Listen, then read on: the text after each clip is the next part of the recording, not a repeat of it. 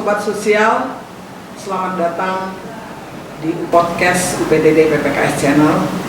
Hari ini kita bersama-sama akan mendengarkan satu cerita panjang tentang UPTD, Pusat Pelayanan Sosial Gria Binakarsa. Dan hari ini sudah hadir narasumbernya Ibu Kepala Pusat, Ibu Kapus ya. Hari ini ada dengan Ibu Dr. Randa Ana Eliana Dahlia MM. Selamat pagi, apa kabar? Sehat Bu? Alhamdulillah sehat. Ibu Ana ini jauh-jauh datang dari Kabupaten Bogor, tepatnya di Cilengsi. Siap. Lokasinya dekat Mekarsari kan Ibu ya? Ya, dekat. Luar biasa. Para pendengar podcast, Ibu Ana ini sepertinya layak ya, bukan sepertinya, layak dipanggil seorang ibu, emak, bunda, ya. Bagi anak-anak, karena di sana itu anak-anak, dan anak-anaknya adalah anak-anak yang sangat spesial dan sangat membutuhkan perhatian ya, apalagi anak itu sangat dekat dengan ibu. Nah, hari ini kami mengundang Ibu Kapus untuk bisa menceritakan ya, apa sih pengalaman Ibu dan berapa lama sudah ada di sana, apa saja yang dilakukan, dan tentunya banyak anak, kata orang banyak rezeki. Apakah Ibu Ana merasakan gitu ya dengan anak-anak spesial ini, anak berhadapan dengan hukum ya. Kita akan dengar cerita beliau, layanan-layanan yang diberikan, dan banyak hal ya tentunya yang bisa dilakukan Ibu Ana di sana. Oke, baiklah, mungkin ini kegiatan ini sangat bagus sekali sebagai juga salah satu ajang sosialisasi kami ya, sebagai Pusat Pelayanan Sosial Gria Binakarsa yang melakukan rehabilitasi sosial bagi anak yang berhadapan dengan hukum. Nah, mungkin agak ini ya, kalau dengar-dengar ABH kita tetap berhadapan dengan hukum kayaknya gimana gitu ya. Tapi ternyata setelah saya masuk ke sana itu Juni 2021. Sudah ada. Jadi udah 3 tahun ya, 3 tahun saya di sana. Insya Allah kalau memang dikasih rezeki juga sampai pensiun mungkin ya, saya pensiun tahun depan nih. Jadi sangat mengenal sekali ya Bu ya kalau sudah 3 tahun dengan kondisi anak-anak yang ada di sana. Insya Allah sambil belajar juga kan. Jadi saya pertama juga karena aslinya sosial juga ya, jadi sudah tahu bagaimana pelayanan-pelayanan di UPTD sebelumnya. Cuma kan tidak tahu detail. Setelah saya di sana, saya tahu detailnya seperti apa dan sasarannya apa gitu ya. Jadi kalau ABH itu adalah anak-anak yang sedang menjalani proses hukum ataupun yang sudah putusan hukum. Nah, itu yang akan dilayani oleh kami, dan mereka itu berdasarkan rujukan ya dari instansi instansi hukum lainnya seperti dari kejaksaan, dari Bapas, kemudian juga dari kepolisian ada itu. Dan juga dari instansi non hukum, misalnya dari dinas sosial itu untuk anak-anak yang tidak diproses secara hukum. Jadi kalau kita sebutnya itu namanya diversi ya. Jadi dia misalnya mau berbuat kejahatan, sudah mencuri gitu ya, terus nanti dicarikan jalan damai. Nah, tapi nanti ada juga harus ada rekomendasi dari pekerja sosial atau TKSK, kemudian nanti ke dinas sosial, nanti mereka dikasih pembinaan berapa lama gitu. Nah, itu ada. Jadi sistemnya itu ada yang memang sudah punya surat resmi gitu ya, istilahnya putusan kalau kita ya bilangnya, putusan itu sudah surat resmi bahwa sekian tahun, sekian bulan misalnya yang harus menjalani. Nah, kalau yang dari non hukum itu biasanya berdasarkan kesepakatan ya, itu untuk anak-anak yang tidak diproses secara hukum. Jadi hanya penyelesaian secara musyawarah lah, tapi anak-anak tetap diminta pembinaannya supaya kapok mungkin ya gitu. Dan tugas pokok kami sesuai dengan pergub yang ada itu melakukan rehabilitasi sosial, meliputi dari mulai penerimaan, kemudian pelayanan rehabilitasi, kemudian juga nanti pengembalian mereka kepada keluarga. Itu tupoksinya yang singkatnya ya. Kemudian juga kalau layanan-layanan yang kami berikan itu ada pada umumnya sama dengan UPTD lainnya. tapi mungkin kami mungkin agak sedikit lebih tertutup ya dibanding UPTD lainnya. Jadi pelayanan pertama yang jelas itu adalah pelayanan bimbingan fisik ya, mental, sosial, keterampilan itu sama. Dan kami juga penekanannya lebih banyak nanti ke mental, spiritual dan juga sosial. Jadi karena anak-anak kami ini ya sebagai generasi muda ya sayang banget gitu, karena kan mungkin anak-anak nggak tahu ya bahwa kalau mereka melakukan ini ternyata itu sudah melanggar hukum gitu ya.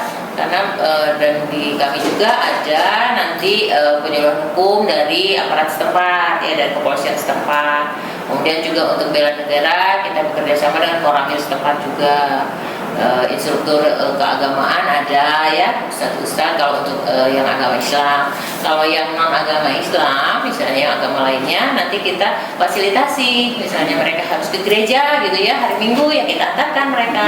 Kemudian kalau mereka harus daring, harus mendengar ceramahnya atau bagaimana ya kita layani. Jadi tidak tertutup, bukan hanya untuk salah satu ini, tidak, jadi kita terbuka dan kita juga memfasilitasinya sama gitu. Jadi penekanannya mereka bisa berubah di segi mental ya, terutama mental spiritual, kemudian nanti di sosialnya. Karena kan tujuan utama kami adalah supaya mereka nanti bisa berfungsi sosial kembali gitu loh. Yang saat ini mereka mengalami hal itu mungkin kesalahan karena ketidaktahuan. Yang jelas pasti ketidaktahuan ya, namanya anak-anak ya. Kita juga yang gede nggak tahu kok.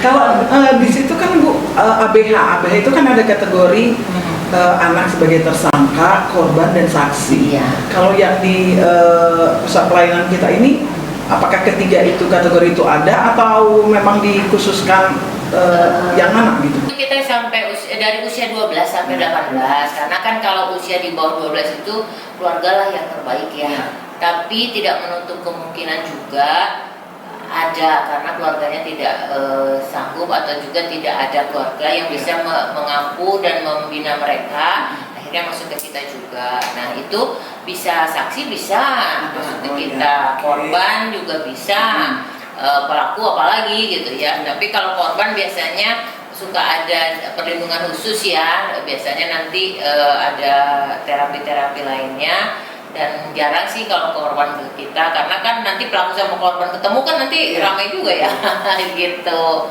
Jadi banyaknya sih pelaku ya sama saksi mungkin ada.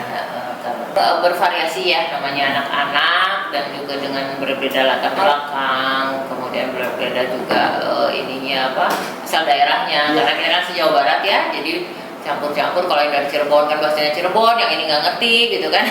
Ada aja. Tapi karena memang kita kan sistemnya atau yang kita berikan adalah pelayanan rehabilitasi sosial. Jadi penegakan disiplin ya. Jadi ya kalau disebut pemaksaan kali ya. Tapi memang harus, karena kita mengharapkan mereka itu nanti punya kedepannya itu disiplin terhadap kehidupannya ya, terhadap kegiatan-kegiatannya. Jadi memang mereka itu dari mulai bangun tidur sampai tidur lagi itu ada kegiatannya, ada jadwalnya. Jadi memang sifatnya mungkin terpaksa tapi harus, karena mereka sebagai ya kayak di sekolahan ini ya asrama gitu loh, jadi harus ngikutin aturan gitu. Nah bagi mereka mungkin yang agak males-males gitu ya, atau ini nanti pekerja sosial yang memberikan bimbingan motivasi ya, mendekati mereka, karena mereka itu kan di sistemnya diasramakan. Nah satu asrama itu ada satu pekerja sosial sebagai pendampingnya. Nah itulah yang selalu memotivasi mereka, yang memberikan bimbingan perorangan maupun berkelompok. Nah anak-anak seperti itu tentu bervariasi ya Bu ya, latar belakang keluarganya, baik dari segi keluarga yang berpendidikan barangkali ada, atau keluarga yang memang yang pas-pasan, ataupun ada anak yang dari keluarga tidak mampu, dan atau barangkali juga ada orang yang bisa dikatakan yang lebih berada. Apakah ada sesuatu hal yang terjadi konflik gitu kan, atau mereka dengan sudah masuk berada di tempat rehabilitasi itu mereka ada perubahan-perubahan gitu? Belakangnya orangnya sih memang kalau keluarga beda-beda, dan kalau kita bilang LBH ya jangan dikira anak yang misalnya tidak mampu atau broken home atau ya, tapi ada juga anak yang keluarga baik-baik sampai kena karena pertama pertemanan mereka sangat kuat ya, karena banyak sekarang yang tren itu yang masuk ini yang di grafik kita itu tren itu asusila, kemudian berikutnya pengeroyokan dan ini ya kekerasan gitu ya. Jadi di dalam UPTD itu, dalam Pusiansos itu mereka diberlakukan sama, mau anak siapa kayak mau apa siapa gitu berlakunya sama. Harus bangun jam sekian ya harus bangun semuanya, makannya nasi sama ayam sama ini sama semuanya, nggak ada spesialnya, nggak ada. Kemudian pakaian juga sama, dikasih kan, kita ada penyediaan juga pakaian sehari-hari, kemudian pakaian kerja, kemudian mereka harus mengikuti kegiatan misalnya kegiatan keagamaan ya ikut, keterampilannya harus ikut, ada pembinaan karakter segala macam ya harus ikut gitu. Jadi untuk perlakuan di dalam itu semuanya diberlakukan sama. Hanya saja mungkin nanti orang tua kan ada yang besuk juga nih, kita kan boleh ada yang besuk. Nah disitulah kita perannya dari pekerja sosial pertama memberikan masukan kepada orang tua juga ini, bahwa jangan terlalu menunjukkan gitu ya bahwa ini anak orang mampu dan tidak mampu gitu, karena takutnya nanti namanya anak-anak ya ada kecemburuan atau apa kan kita nggak tahu ya. Toh walaupun kita jaga dia 24 jam bisa aja main kali ya atau gimana kecolongan seperti itu bisa saja terjadi. Tapi alhamdulillah sampai saat ini tidak ada hal-hal yang demikian gitu ya, karena anak-anak merasa setelah di dalam itu mereka malah jadi apa ya, kayak kelompok baru gitu ya, guyup bareng-bareng gitu. Malahan kadang-kadang kalau pengen kayak kemarin tuh mereka pengen berenang gitu ya katanya gitu kan. Oke, saya bilang boleh kalian berenang, tapi tidak boleh ada yang punya masalah sekian bulan gitu. Dan ternyata mereka bisa gitu. Jadi sebenarnya pemberian reward and punishment itu memang berlaku sih. Dan untuk mereka yang melanggar aturan ya kita kasih punishment. Nah, jadi tetap sama berlakunya, punishmentnya juga sama, rewardnya juga sama. Jadi nggak ada perbedaan yang kita berikan. Tapi ada yang kabur juga, Bu? Kalau yang kabur itu kita berkoordinasi dengan pihak kepolisian, kejaksaan. Nah, kita menyampaikan itu dan keluarga terutama. Nah, ada juga nanti keluarganya yang nganterin lagi gitu. Ya barangkali kaburnya kan nggak jauh mungkin ke keluarga, kadang mungkin dia ke orang-orang yang dekat ya. Mungkin kalau di keluarga pasti ketahuan nih gitu kan. Ya namanya anak dengan. Iya, kita berusaha meminimalisir hal itu gitu ya, dengan pertama mereka masuk nih kita kasih penjelasan, kemudian kan ditempatkan dulu di rumah antara namanya, jadi mereka masuk nanti dikasih penjelasan, kemudian di pengarahan segala macam, berikutnya nanti mereka melihat observasi lah gitu ya, kalau kayak mahasiswa tuh ospeknya gitu ya, ini lingkungan, lihat-lihat oh kayak gini ternyata gitu, karena mereka kesannya kan takutnya begini seperti penjara gitu loh. Ya, itu yang mereka sangka kayaknya masuk ke Gria Binakarta tuh kayak penjara gitu ya, gimana ternyata sih pas itu oh enggak ya Bu ya, ternyata kita biasa saja aktivitasnya, iya biasa, cuman kalian harus teratur ya, gitu, tidak bebas iya seperti itu ya Bu. Iya cuman itu aja. Nah dari apa yang saya dengar dari Bu Ana tentang cerita berhadapan, mungkin ada banyak karena kenakalan remaja juga ya. Iya betul. Ada juga yang ikut-ikutan. Iya betul. Gitu atau mungkin terpengaruh dengan lingkungan. Betul sangat besar itu pengaruhnya. Yang ketidaktahuan mereka bahwa apa yang mereka perbuat itu sebenarnya akan menjadi satu pelanggaran dan tindak pidana yang akan merugikan mereka sendiri. Betul sekali. Nah seperti itu ya. Dan ya mungkin harapan pemerintah juga menempatkan mereka di pusat pelayanan ini ya tadi supaya mereka mengerti apa yang mereka lakukan itu adalah kesalahan yang tentunya ke depan tidak boleh terulang lagi yang harus mereka lakukan. Jadi mungkin ada seperti itu ya harapan kita ke depan. Nah berkaitan dengan anak-anak yang berada di dalam itu, apakah ada cerita dari anak sendiri gitu ya? Dari anak yang klien di sana ataupun orang tua atau lingkungan gitu ya, pendapat mereka pada saat kunjungan datang kan mungkin ada ya masa itu periode mereka bisa berkunjung, adakah pernah cerita gitu kan menyampaikan kepada petugas dengan kondisi anaknya yang dulu ya sebelum masuk, ya setelah dalam proses pelayanan di situ, apakah ada cerita tentang perubahan atau barangkali apa gitu Bang? Iya, jadi itu ya alhamdulillah kemarin itu pertama ya saya sebutkan dulu, kemarin kan kita kan kerjasamanya dengan Bapas juga ya. Kebetulan Bapas Bogor itu kemarin ada kepala Bapasnya pensiun, kemudian kita diundang untuk hadir dan sempat berbicara ngobrol gitu bahwa mereka mengapresiasi gitu pelayanan yang kita berikan dan menjadi salah satu rujukan. Jadi rekomendasi dari PKPK-nya itu untuk anak-anak ke kita gitu ya. Ya alhamdulillah itu berarti kita sudah dipercaya ya, sudah dipercaya oleh pihak luar. Kepolisian juga sama menitipkan dan mereka mempercayai gitu ya, karena walaupun namanya titipan ya, titipan itu kan jadi belum diproses hukum, dititip kemudian tetap ada pembinaan untuk mereka. Jadi mereka merasa ya anak-anak itu ada pembinaannya dan orang tua juga, orang tua yang menjemput ya, mereka melihat kemajuan anak-anak ya. Pertama mungkin dari dalam segi keagamaannya ya, itu Bu Temi keagamaannya mereka sholatnya tepat waktu, kemudian bisa belajar ngaji, dan nggak bisa ngaji gitu ya. Kemudian juga kebiasaan-kebiasaannya udah teratur, sopan dan waktu video call. Jadi kita kan ada diberi fasilitas juga nih video call ya, seminggu sekali anak-anak tuh. Ya mereka video call sama keluarga, ngobrol sama keluarga, dan keluarga juga mengapresiasi gitu. Anak saya wah jadi tambah gemuk, terutama itu. Anak saya jadi tambah gemuk ya, makannya teratur ya, 3 kali sehari kan, kasih snack, kemudian tidur juga teratur kan, harus jam sekian tidur gitu, kegiatan olahraga segala macam ada. Jadi pertama orang tua juga senang, wah anak saya jadi tambah bersih tambah gemuk.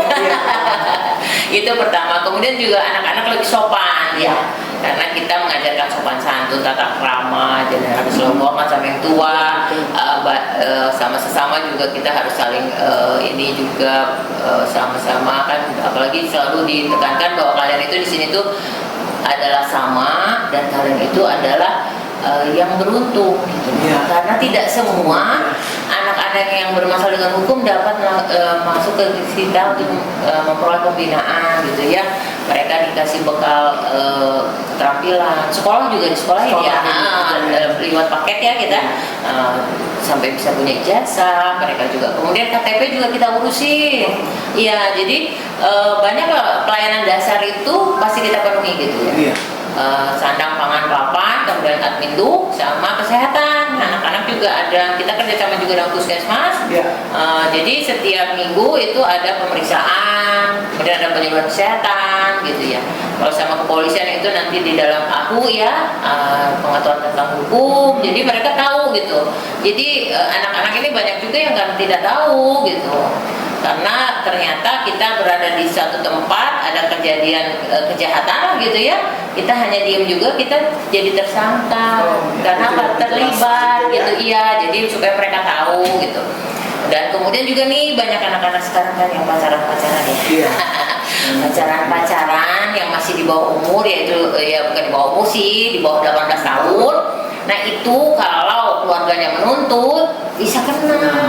Nah itu hati-hati ya sobat sosial, tolong diinfokan nih biar supaya tahu. Karena anak sekarang kan pergaulannya kita juga nggak tahu ya, di rumah baik-baik aja, di luar kita nggak tahu. Nah itu ternyata kalau keluarga korban melaporkan itu bisa diproses hukum dan itu kena undang-undang peradilan anak gitu kalau di bawah 18 tahun. Nah itu terus juga anaknya sendiri ya, kebetulan nih kita kan punya IG nih ya, ada X ya yang sudah keluar dari kita, dia follow kemudian saya DM, saya nanya sekarang kamu di mana, saya bilang gitu, saya udah kerja Bu katanya gitu. Oh iya alhamdulillah, di mana? Di tempat wisata, ada restorannya, saya jadi waitress. Oh iya udah bagus lah. Saya kamu jangan merokok aja ya, saya bilang gitu.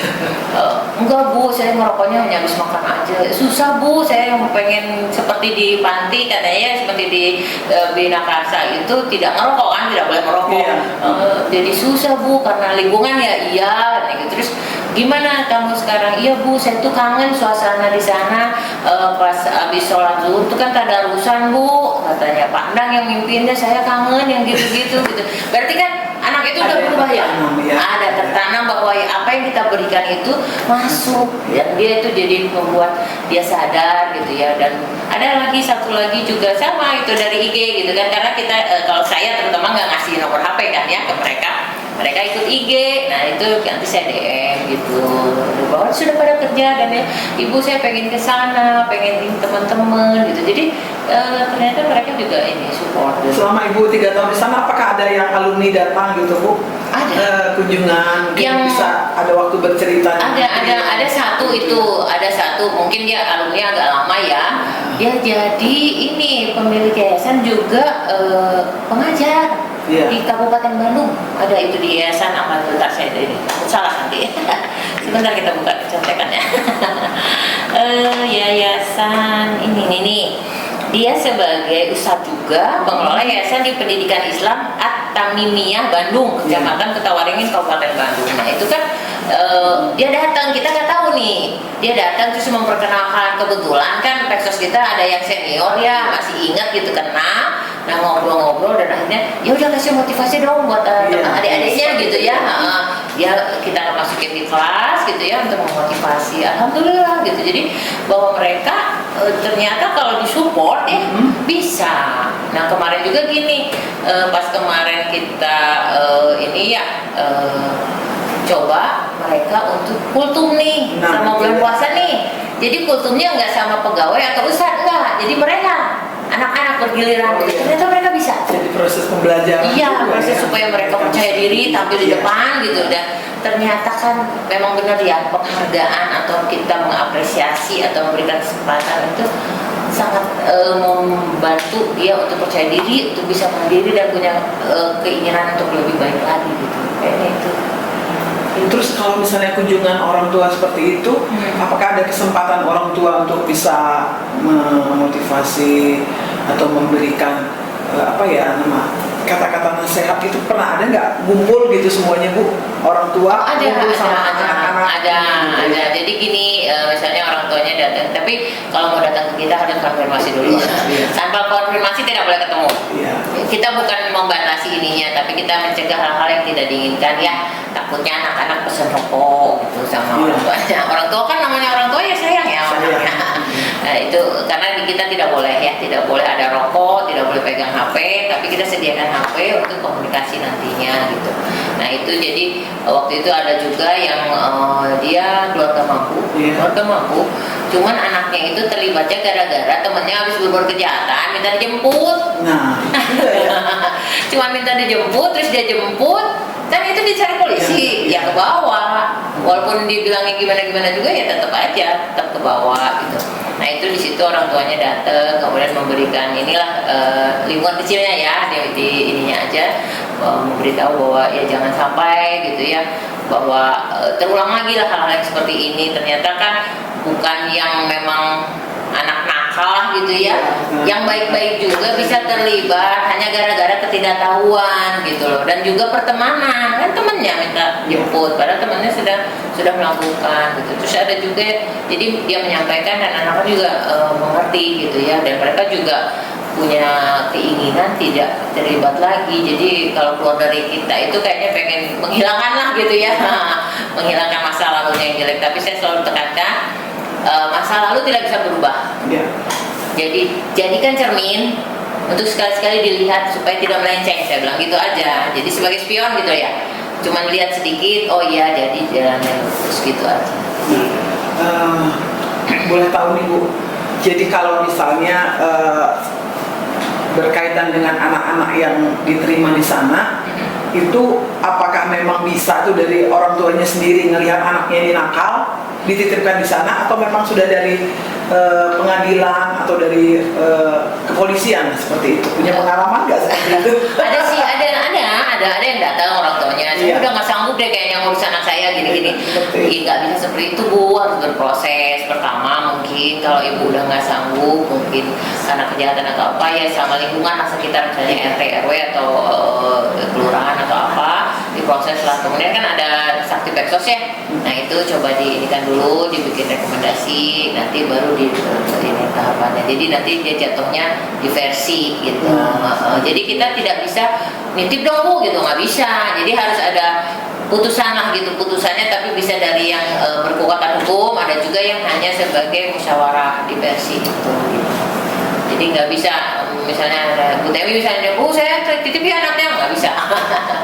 Gitu. Nah, apakah pernah berkaitan dengan kolaborasi kerjasama seperti itu ya, Bu Ana?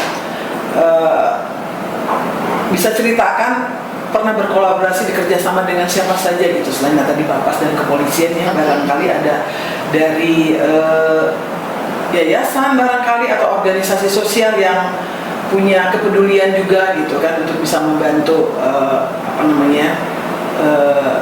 membantu pelayanan yang ada di pusat pelayanan. Iya, selain yang udah ada dari ini gitu. Dari mana? Kita jadi juga tempat ini ya, tempat praktek kayaknya ya, tempat praktek dari mahasiswa juga S1 maupun S2.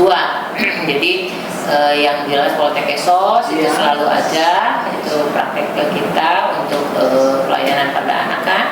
Kemudian juga ada dari universitas lainnya juga, universitas lain ada juga. Kemudian kemarin itu kita dari UI untuk yang S2 karena dia mau ngambilnya tentang anak berhadapan dengan hukum. Jadi UI juga ada. Jadi kita banyak terbuka untuk instansi lain atau universitas atau pihak manapun juga yang memerlukan gitu ya, memerlukan informasi ataupun juga keterlibatan atau pengen tahu bagaimana pelayanan yang kita lakukan, dipersilakan asal saja secara resmi lah ya. Nanti kita juga sampaikan kepada dinas karena selalu kita berkoordinasi dengan dinas, seperti misalnya kunjungan dewan juga atau apa, itu kita selalu berkoordinasi. Jadi nanti supaya semua yang kita lakukan itu juga terpantau oleh dinas gitu sebagai induknya. Gitu. Iya. Nah, kalau bercerita tentang anak berhadapan dengan hukum, anak berkonflik dengan hukum, tentu nggak pernah habis-habisnya ya tentang masalah ini ya. Namanya anak itu masa tumbuh kembangnya itu sangat gampang dipengaruhi oleh berbagai hal, lingkungannya, atau mungkin juga orang-orang terdekatnya seperti itu, atau mungkin terjerumus yang tadinya dia ketidaktahuan, tapi ternyata apa yang dilakukan itu adalah kesalahan dan kesalahan besar gitu ya, atau bisa dikatakan ada yang mungkin masuk ke tindak pidana, sehingga memang jadi proses. Nah seperti itu ya. Nah sebagai ibu bagi anak-anak berhadapan dengan hukum ini, Bu Ana bisa bercerita pengalaman dan pesan juga ya kepada sobat sosial supaya tidak ada lagi anak-anak yang bisa masuk lah ya, kalau bisa buat kesalahan juga diselesaikan berada di tengah keluarga saja gitu ya. Nah itu yang ingin kami beri kesempatan kepada Bu Ana sebagai ibu, mak juga ya, bunda di tengah-tengah anak yang khusus itu seperti sangat ini banget sebenarnya ya. Jadi kita apalagi terutama kita sebagai ibu gitu ya merasa betapa ininya gitu kalau sampai anak-anak semakin meningkat gitu ya jumlahnya, dan semakin ini juga kasus-kasusnya gitu ya. Harapan saya pertama keluarga, karena keluarga lah yang pertama kali ya anak itu belajar dan memperoleh perlindungan, memperoleh kasih sayang dan perhatian segala macamnya itu dari keluarga. Nah, pertama mungkin kita keluarga sebagai keluarga bisa memberikan yang terbaik gitu ya untuk anak-anak, dan juga lingkungan teman ya, peer groupnya itu ya itu sangat berpengaruh. Jadi pertama itu, kemudian juga sebagai mereka itu walaupun namanya ABH kan mereka anak bangsa ya, generasi muda penerus bangsa Indonesia ini. Gimana Indonesia mau dibawa kemana Indonesia kalau gitu loh, kalau saya selalu menekankan seperti itu, kalau anak-anak kita banyak yang terlibat hal seperti ini gitu ya. Bu Ana sudah menyampaikannya dari pengalaman beliau bersama dengan anak-anak berhadapan dengan hukum, dan kita percaya pesan ini bisa didengar oleh sobat sosial semua ya. Bukan berarti kita tidak boleh buat kesalahan, tapi harapan kita kesalahan itu jangan dua kali ya. Kalau sekali sudah masuk ke pusat pelayanan Gria Binakasa, jangan terulang lagi untuk Betul. bisa berada di sana. Nah, Sobat Sosial, luar biasa podcast kita hari ini. Sedikit pesan dari saya kepada semua Sobat Sosial, khususnya kita yang memiliki anak. Saya menyampaikan quotes buat kita ya.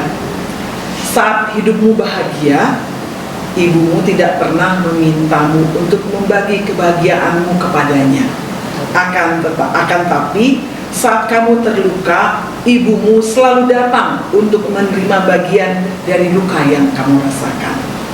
Nah, Sobat Sosial, harapan kami dengan podcast hari ini memberi support dan dukungan bagi kita semua yang memiliki anak, supaya kita tetap bisa melindungi anak kita, merangkul anak kita, supaya anak kita di saat memiliki kesalahan pun dia curhat datang kepada orang tuanya, sehingga tidak terjerumus kepada tindak pidana yang tentunya akan menjadi masa depan yang kurang baik ya.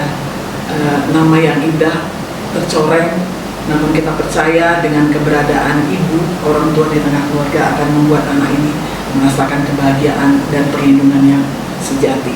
Itu mungkin dari kami UPTD PPKS Channel hari ini melaksanakan podcast. Jangan lupa subscribe, like, dan beri komen sehingga podcast ini bisa didengar dan dilihat oleh seluruh rakyat Indonesia maupun dunia, untuk bisa bersama-sama membantu pemerintah Provinsi Jawa Barat, khususnya Pusat Pelayanan Sosial Gria Binakarsa, memberikan pelayanan yang terbaik untuk anak-anak yang membutuhkannya. Amin. Terima kasih Sobat Sosial.